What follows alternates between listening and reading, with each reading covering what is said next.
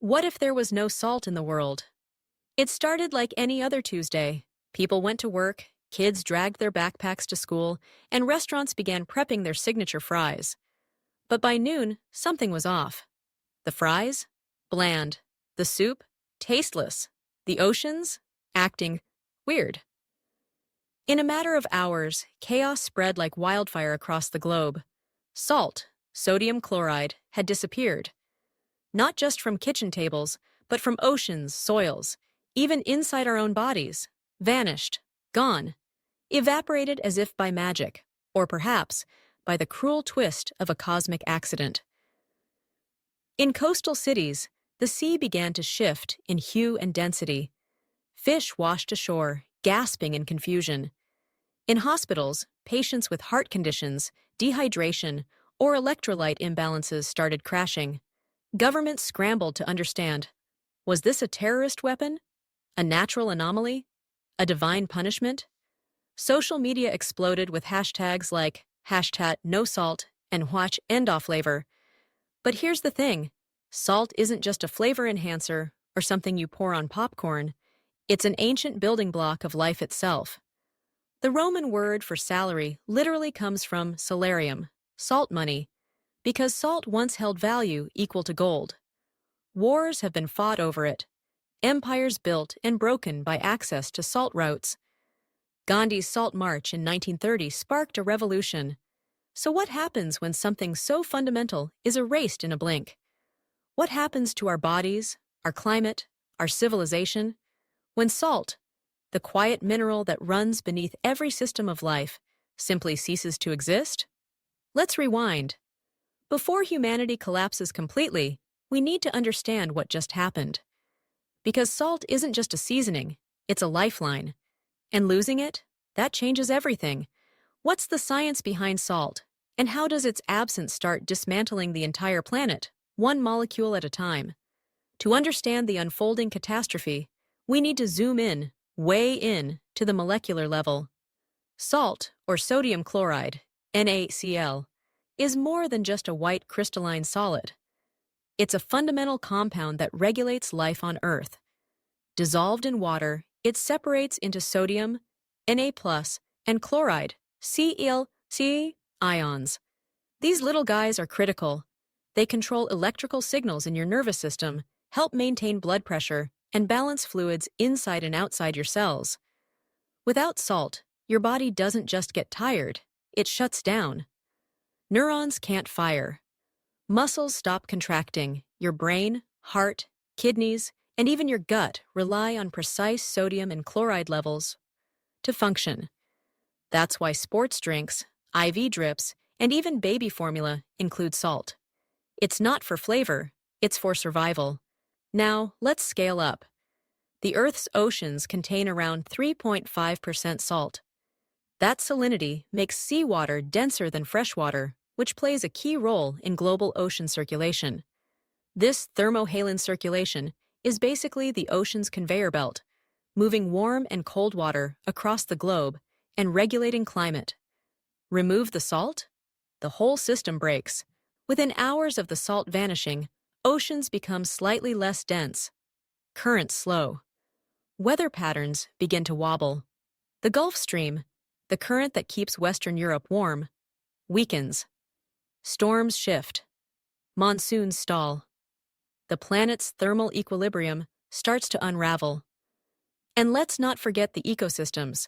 Marine organisms from tiny plankton to massive whales evolved in salty water. Salt helps fish regulate their internal fluids. Without it, fish begin dying. Coral reefs bleach even faster. The entire marine food web teeters. Even plants suffer. Soil without trace salt loses its mineral balance, disrupting nutrient uptake.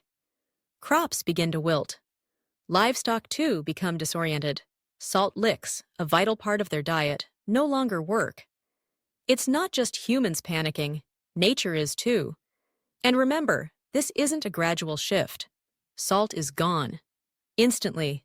No time to adapt, no time to prepare. As systems collapse, how do humans react? On the street, in boardrooms, and behind government walls? Spoiler, it gets chaotic. By day 2, the ripple effects hit society like a tsunami. Grocery store shelves are ransacked, not just for salt shakers, but anything salty. Chips, canned soup, even soy sauce. People instinctively crave what's missing, not yet realizing those items are suddenly worthless. Without salt, even preserved foods spoil faster. Emergency rations taste like cardboard. The first food riots begin. Hospitals are overrun. Without sodium and IV solutions, doctors improvise with saline substitutes, if they can find any. Electrolyte imbalances lead to seizures, comas, and sudden cardiac arrests. Athletes collapse mid-marathon. Infants get lethargic. Diabetics spiral out of control. In poorer regions, where access to advanced medicine is limited, death comes swiftly. Governments hold emergency briefings. The UN declares a global health crisis. Scientists scramble to analyze samples of seawater, soil, and blood. No trace of seal remains. Not in the oceans, not in processed food, not even inside our cells. It's as if the laws of chemistry rewrote themselves overnight. Conspiracy theories explode. Was this a particle physics accident? A military experiment gone wrong? A divine reckoning? Religious leaders and cults fill the airwaves with prophecy. Markets crash. Nations declare martial law. A few countries try to nationalize salt mines, only to discover they've turned to inert, flavorless dust. Then come the lawsuits. Food companies face massive litigation over salt-free fraud, even though it's not their fault. Restaurants shut down as customer complaints turn violent. What's the point of a steakhouse if the steak tastes like soggy paper? Some individuals go to extremes. Underground groups hoard what they believe is real salt.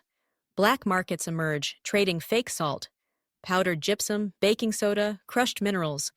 But nothing works. Salt is simply gone. And yet, humanity has seen crisis before. Plagues, wars, famines. Panic may be our first reaction, but adaptation usually follows. As the planet reels, the environment begins to change in eerie, irreversible ways. Welcome to a world without salty oceans or salty tears. As the last grains of salt vanish from human lips, the oceans begin their quiet death. Without sodium chloride, seawater loses its defining trait, salinity. Its density drops. Buoyancy shifts. Ships sit lower in the water, causing unexpected strain on hulls. But that's just cosmetic. The real catastrophe is invisible, swirling deep beneath the waves. The great ocean currents, those rivers within the sea that drive climate, carry nutrients, and regulate temperatures, slow to a crawl. The thermohaline circulation, dependent on salt and temperature differences, begins to fail. Without it, equatorial waters boil, while polar seas freeze harder than ever. Weather becomes unrecognizable. California suffers droughts worse than the Dust Bowl. Meanwhile, northern Europe shivers under snow in June. Marine life starts to vanish. Fish can't osmoregulate, the biological process of balancing salt and water in their bodies. Sharks, tuna, even humble anchovies suffer internal collapse. Jellyfish explode in number at first, thriving in the weird new conditions, but soon they too die off without plankton to feed on. Coral reefs, the rainforests of the sea, bleach in silence. Their symbiotic algae, sensitive to the slightest changes in water chemistry, flee. Without reefs, coastlines become vulnerable. Tsunamis and storm surges, once buffered by coral and mangroves, now crash inland, devastating coastal communities. Above ground, rivers change too. Without the slow diffusion of salt from rocks and soil, water becomes unnaturally soft. Plants struggle. Crops like wheat and corn show nutrient deficiencies. Even trees lose their color. Soil microbiomes collapse, unable to manage water flow and mineral absorption. Animals suffer silently. Salt licks disappear, leaving deer, elk, and livestock confused and malnourished. Migratory birds change patterns, or simply stop migrating altogether. And when it rains, even the tears of the sky feel different. Human sweat no longer stings. Tears no longer taste bitter. A world without salt is a world unfamiliar to every living thing. Evolution wrote its rules in saline ink. Now that ink has been wiped clean. But how long can humanity survive like this? Next, we'll face the short-term survival challenges, from food crises to collapsing healthcare, and the race to adapt or perish. By week 3, the novelty of a saltless world gives way to desperation. Survival isn't just uncomfortable, it's biochemical warfare against our own bodies. The human body contains about 250 grams of salt, enough to fill a shaker. But without intake, that reservoir drains fast. People begin experiencing hyponatremia, dangerously low sodium levels. Symptoms start mild: headaches, nausea, confusion. Then come seizures, heart arrhythmias, and death. Athletes, the elderly, and infants suffer first. Hospitals attempt synthetic IV fluids, but without sodium chloride in the periodic toolkit, their options are limited and short-lived. Food is another battleground. Most of the global food supply depends on salt, not just for flavor, but for preservation, fermentation, and balance. Cheese molds uncontrollably, bread doesn't rise properly, canned goods spoil, even butter goes rancid. Processed food industries collapse. Fast food chains shutter. Meat and dairy production plummet as animal health deteriorates. Salt-free feed leads to lower milk yields, miscarriages in livestock, and muscle atrophy. Entire rural economies grind to a halt. Meanwhile, underground survivalists improvise. Some try extracting sodium from alternative compounds like baking soda or potassium chloride. Others harvest seawater, hoping to reverse engineer its missing elements, but chemistry doesn't cooperate. Sodium is sodium. Without it, every workaround falls short. Governments issue emergency ration packs, low in salt, high in sugar, to compensate for flavor. But even morale suffers. Military rations taste like wet cardboard. Depression rates spike. Salt, it turns out, isn't just about physiology. It's about culture, memory, comfort. A world without pickles, pretzels, or salted caramel is a world less joyful. Then comes the psychological toll. Without salt, stress levels rise as the body struggles to maintain homeostasis. Mental fog becomes common. Some scientists speculate a link between sodium deficiency and increased aggression. Civil unrest grows. Mistrust spikes. Still, humans are notoriously stubborn. Across continents, brilliant minds gather. Is there a long-term solution? A new chemistry? A substitute civilization? Next, we explore humanity's boldest attempts to rebuild a saltless world, from genetic engineering to ocean colonization, and everything in between. Faced with extinction, humanity does what it does best: adapt, innovate, and refuse to go quietly. The world's leading minds gather, virtually, of course, as international travel has ground to a halt. Scientific conferences resemble wartime councils. The mission? Survive a world where sodium chloride, once so abundant, is now as mythical as unicorns. One promising avenue emerges from synthetic biology. Using CRISPR and gene editing, researchers begin developing salt-tolerant crops and animals that no longer rely on sodium-based regulation. It's radical, high-risk science. Some call it evolution at gunpoint. The first salt-free tomatoes grow in biodomes in Iceland. They're watery, bland, but alive. Next come biomechanical implants. Medical companies race to design internal electrolyte regulators, tiny machines that replace salt's role in nerve signaling and fluid balance. They're expensive, invasive, and prone to failure. But for the ultra-rich, they offer a shot at normalcy. Critics call it cyber salvation for the 1%. Meanwhile, engineers explore the last frontiers: underground and underwater living. Cities begin construction beneath the Earth's surface, using geothermal stability to protect crops and water cycles. Others experiment with ocean domes, sealed habitats floating on the dead seas, trying to recreate old saline ecosystems artificially. In space, salt becomes the new gold. Mars colonies, long considered science fiction, are now seen as the only way to reboot life with imported chemistry. NASA and SpaceX launch urgent missions, not to explore, but to extract. Asteroids with trace sodium become targets. Salt, once cheap as sand, becomes a trillion-dollar commodity. Economically, the world shifts. Nations once rich in salt, like China, India, and the US, lose geopolitical leverage.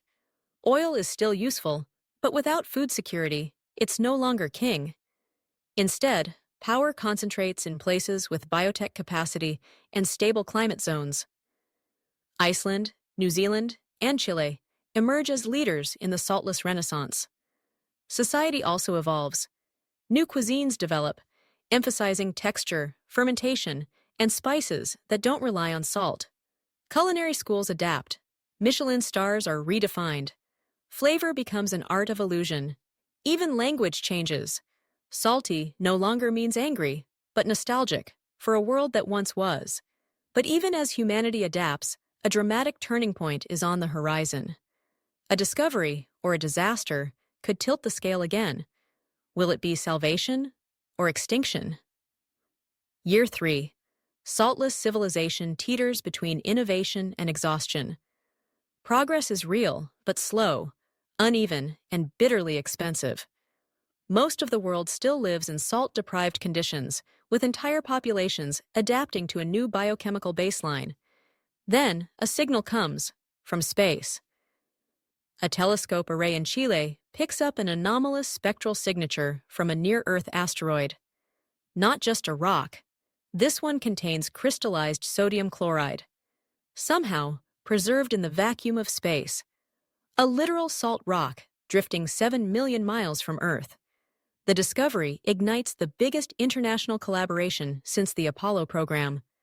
Scientists and engineers from dozens of nations mobilize to launch a high-speed retrieval mission, Project Halite. The goal? Harvest the asteroid's salt and bring it back. If successful, even a small amount could kickstart synthetic reproduction on Earth. But not everyone is cheering.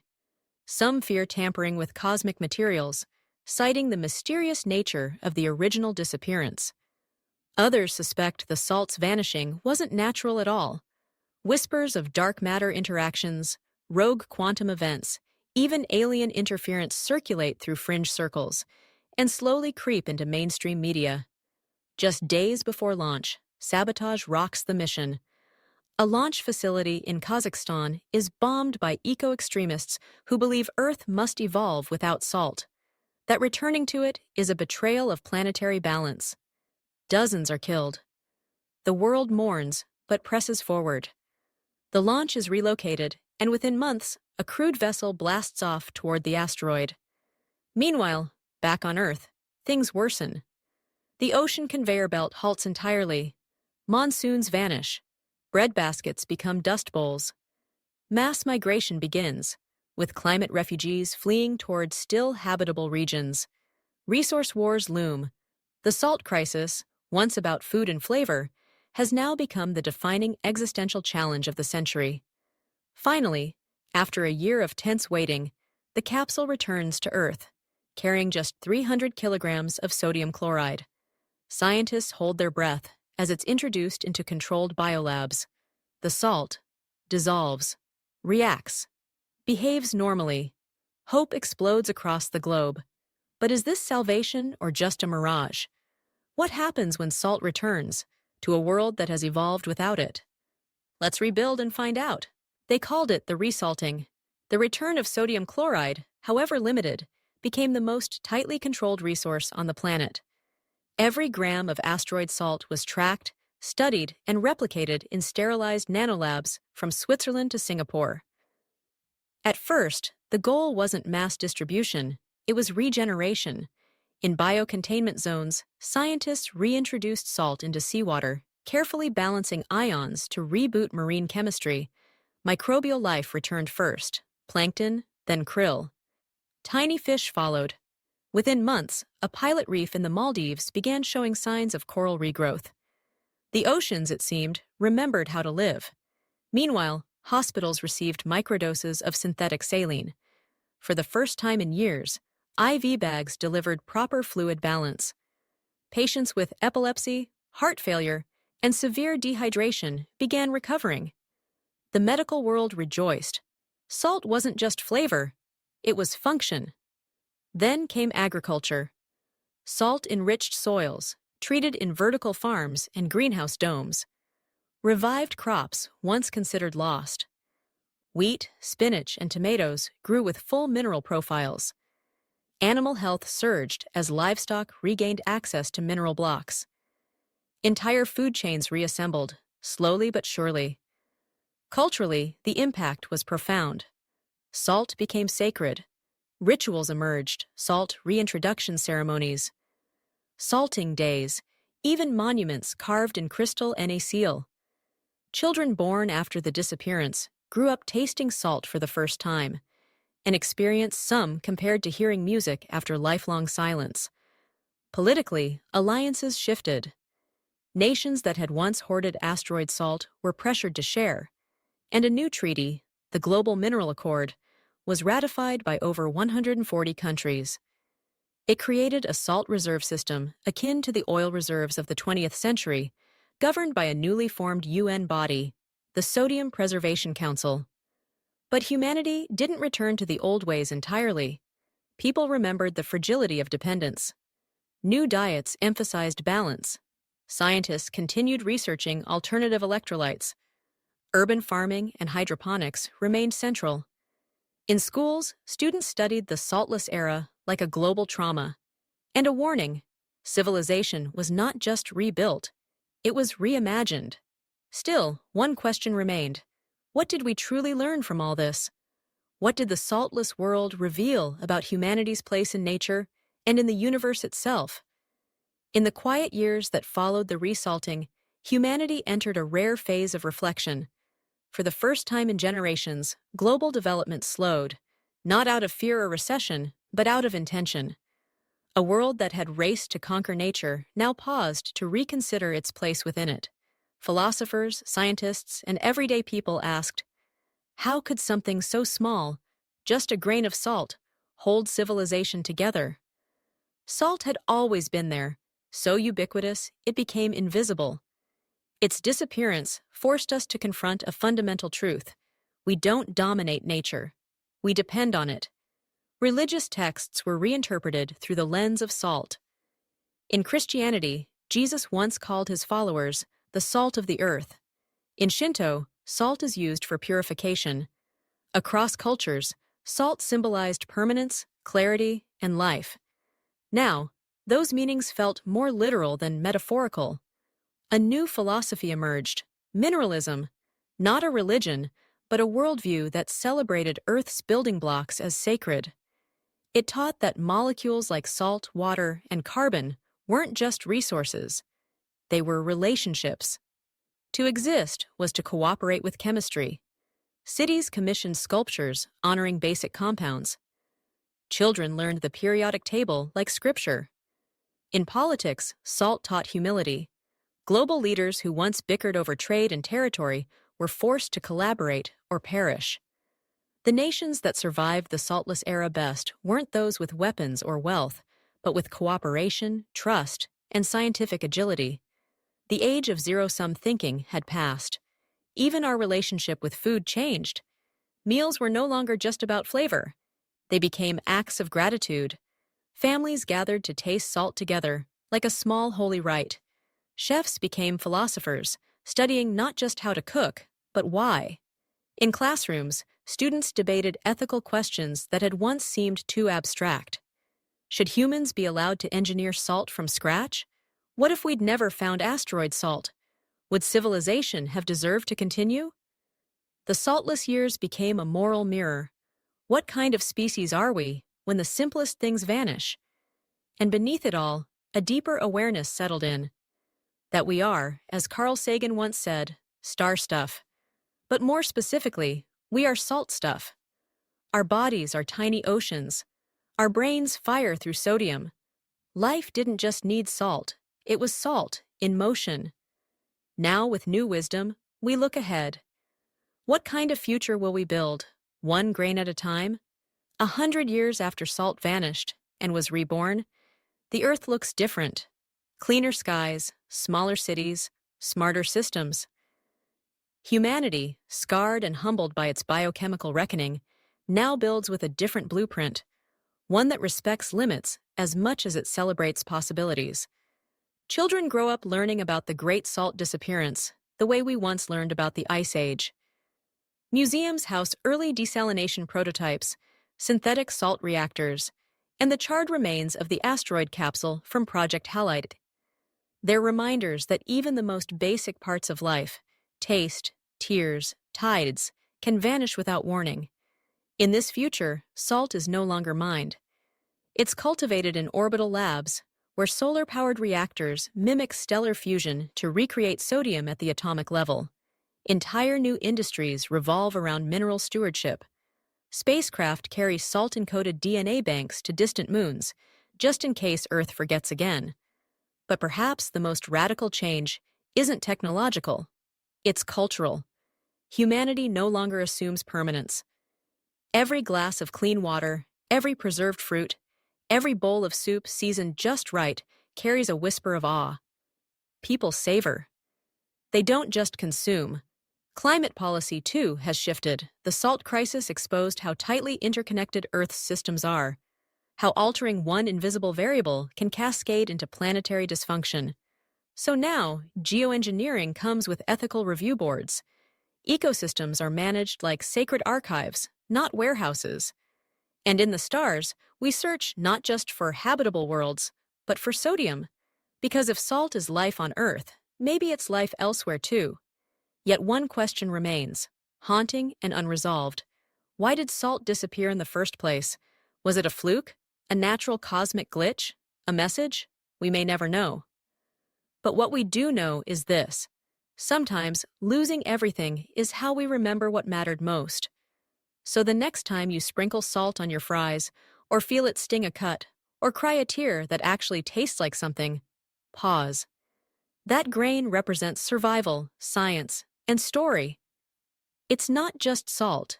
It's memory. It's meaning. It's us. What do you think? Could humanity truly survive in a world without salt?